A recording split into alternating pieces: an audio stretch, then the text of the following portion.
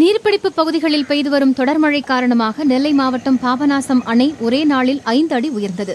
143 அடி கொள்ளளவு கொண்ட இந்த அணையின் மூலம் தூத்துக்குடி, நெல்லை மாவட்டங்களில் சுமார் 27,000 ஏக்கர் நிலங்கள் பாசன வசதி பெற்று வருகின்றன. இதேபோல் செங்கோட்டை அருகே உள்ள குண்டாறு அணையும் நிரம்பியுள்ளது. பலத்த மழை காரணமாக குண்டாறு அணை அதன் முழு கொள்ளளவான 36.10 அடி நிரம்பியது. மேக்கரை அடவிநயினார் அணையிலும் நேற்று ஒரே நாளில் நீர்மட்டம் 13 அடி அதிகரித்துள்ளது.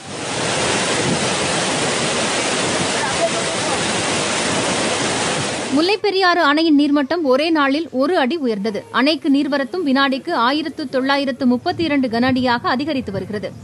நீலகிரி மாவட்டத்தில் நேற்று ஒரே நாளில் 591.90 மில்லிமீட்டர் அளவிற்கு மழை பதிவானது. இந்த மாவட்டத்தில் சராசரியாக 34.82 மில்லிமீட்டர் மழை பெய்துள்ளது.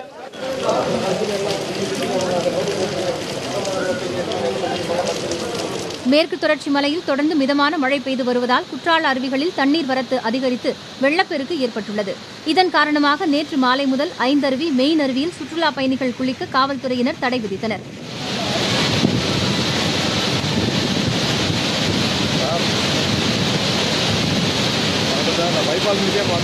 கோவை மாவட்டம் முழுவதும் தொடர்ந்து சாரல் மழை பெய்து வருகிறது. சிறுவாணி நீர்பிடிப்பு பகுதிகளிலும் தொடர்ந்து மழை பெய்து வருகிறது. இருப்பினும் அணையின் நீர்மட்டம் தற்போது வரை பூஜ்ஜியத்திலேயே உள்ளது. வால்பாறை பகுதியில் கனமழை காரணமாக இன்று ஒருநாள் விடுமுறை அறிவிக்கப்பட்டுள்ளது. தொடர் மழை காரணமாக சிறுவாணி சாலையில் அமைந்துள்ள கோவை குற்றாலம் பகுதியில் வெள்ளப்பெருக்கு ஏற்பட்டுள்ளது. இதனால் பொதுமக்கள் அருவியில் குளிக்க வனத்துறையினர் தடை விதித்துள்ளனர். மழை காரணமாக நொய்யல் ஆற்றின் வழித்தடங்களான மத்தவராயபுரம், தொண்டாமுத்தூர், ஆலாந்துறை உள்ளிட்ட பகுதிகளில் தற்போது தண்ணீர் வர துவங்கியிருக்கிறது. குமரி மாவட்டத்தின் அனைத்து பகுதிகளிலும் நேற்று மாலையில் துவங்கிய மழை இன்றும் நீடித்தது.